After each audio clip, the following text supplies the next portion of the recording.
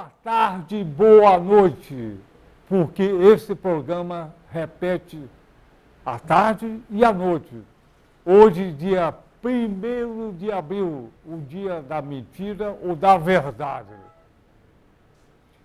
O programa Pulando a Cerca é feito por uma pessoa que pulou a cerca. Eu, Daniel Sultorianski, médico. E por que pular a cerca?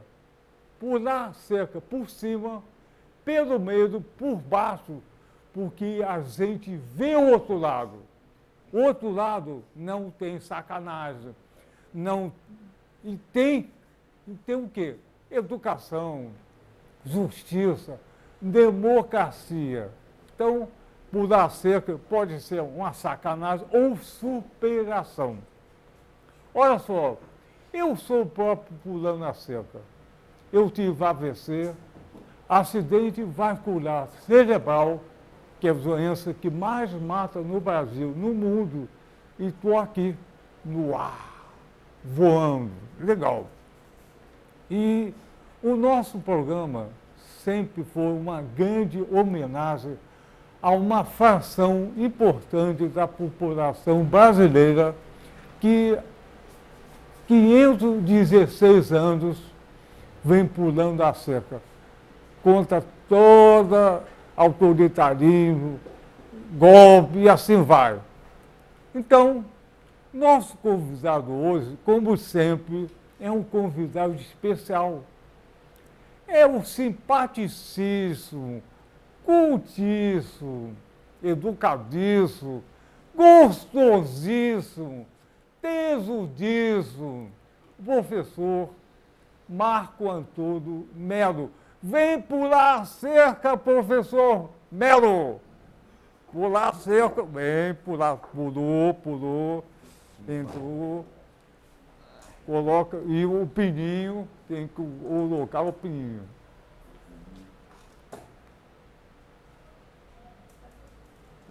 Professor Marco Antônio Melo, antes de falar, fez xixi?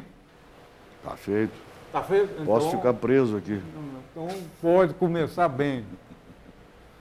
Melo, qual é a tua idade? 67. É garoto, eu tenho 95, é garoto.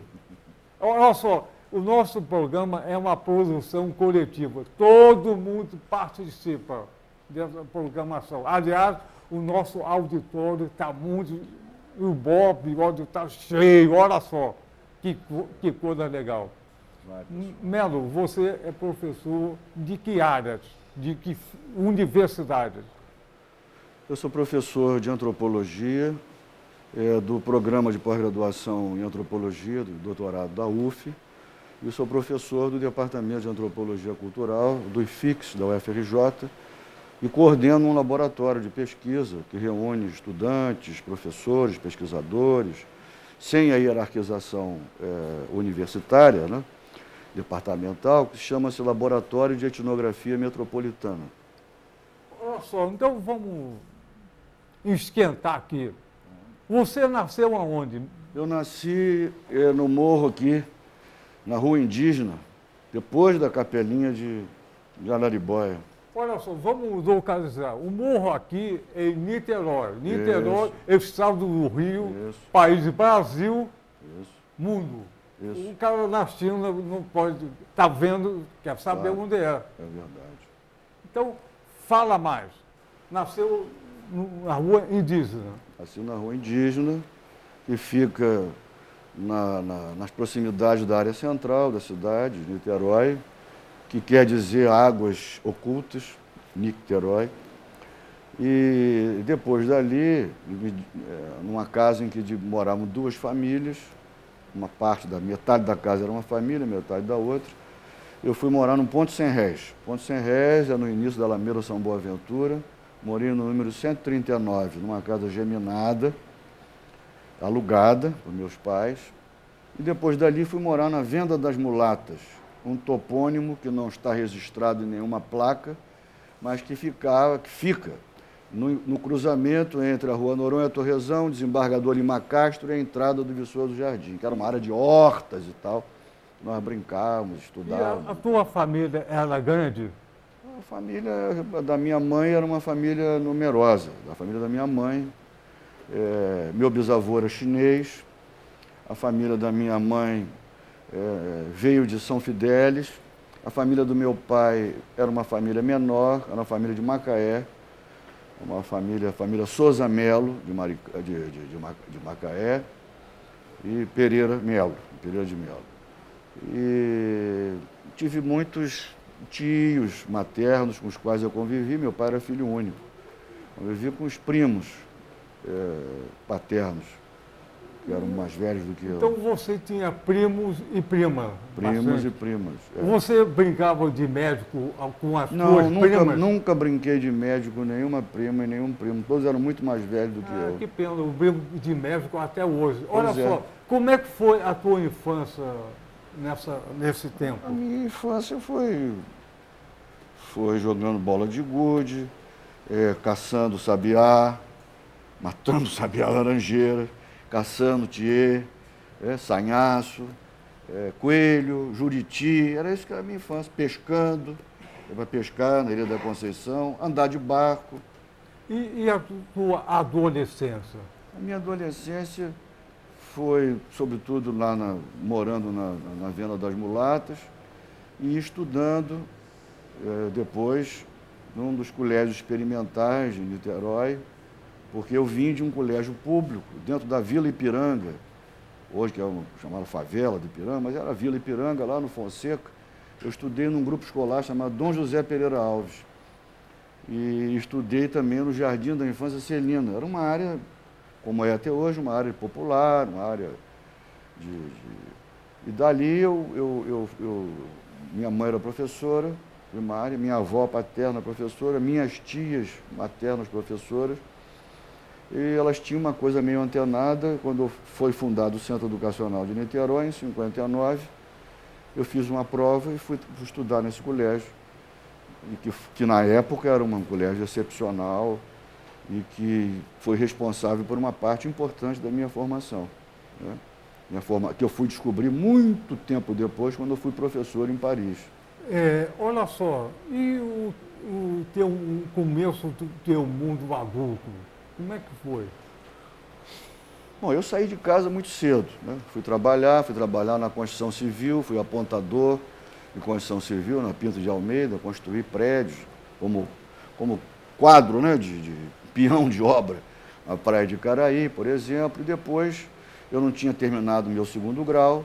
Eu fui terminar o segundo grau com 20 e tantos anos, eu abandonei os estudos e fui viver andando pela rua, tocando violão, conversando. Conheci, que foi uma época muito importante para mim, foi a época que eu conheci Nelson Pereira dos Santos, conheci muitos músicos, Silveira, que era um músico importante, grande compositor, e fui conhecendo, né, o filho do maestro Lírio Panicalho, o Nelson Panicalho, o Eduardo Lages, que era um morador também da Alameda São Boaventura, Fonseca, e fui Edgilberto Gismonte, que estudava no Rio e morava aqui na Praia das Flechas, uma época. Então eu descobri também não só a música, mas a literatura, o cinema, a arte. Era uma época muito efervescente, de muita efervescência, naquela pequena pracinha que fica em frente à, hoje, reitoria da UF.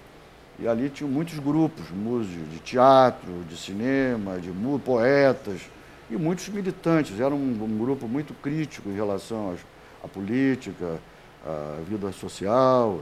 Era uma época invejável que eu devo a essa socialização na rua, uma parte muito importante também da minha formação. Então, mais tarde eu fui trabalhar com o Nelson Pereira dos Santos, em Paraty, mas como eu não tinha nenhum talento para fotografia nem para filmar, trabalhava com assistente de cenografia, eu resolvi voltar para o Rio e terminar o segundo grau no Colégio Pedro II, num artigo chamado Artigo 99, fiz o vestibular para Ciências Sociais e fui estudar, desde o início, a fixação por antropologia. Então, vamos lá. Então, nessa época, você conseguiu pular a cerca.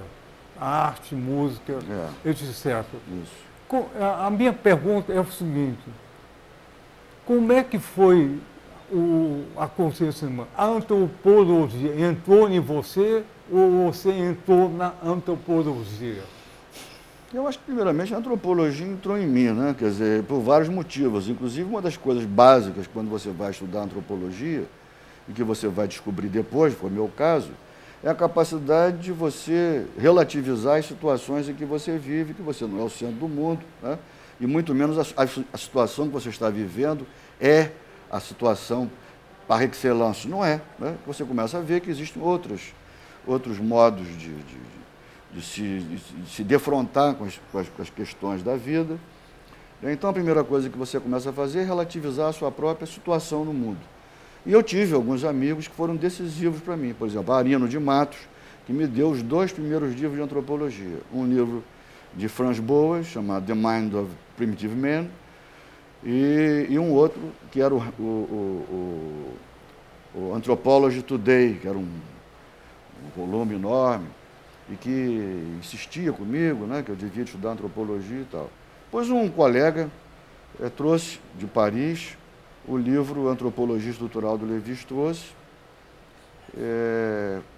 e isso era objeto de muitas conversas nessa tal pracinha, e isso foi me encantando, sobretudo porque eu consegui encontrar na antropologia um misto entre criação, arte e a minha disposição para dizer assim, um determinado modo de elaboração científica. Eu não gosto da palavra, mas é isso, né? Então, eu me empenhei realmente no estudo da antropologia e encontrei na UF outro momento decisivo da minha formação, aliás, o momento mais decisivo da minha formação foi ter estudado Ciências Sociais na UF e ter sido aluno de alguns notáveis professores, entre eles o professor Wagner Neves Rocha, né, que é um brilhante professor, um excelente orientador em termos de leitura e discussão, e o professor Luiz de Castro Faria, que era o professor titular, emérito, fundador da universidade, que foram pessoas marcantes na minha formação e decisivas nas escolhas que eu fui fazer ao longo da minha carreira como pesquisador, inclusive aos temas aos quais eu vim me dedicar ao longo da minha carreira, em termos de objetos de estudo, né? E perspectiva de análise como antropólogo. Então, quais seriam esses temas que você escolheu nessa trajetória? Bom, primeiramente eu fui arrebatado por uma discussão sobre os pequenos grupos de produtores artesanais, entre eles e, sobretudo, grupos de pescadores do litoral fluminense. E encontrei um grande apoio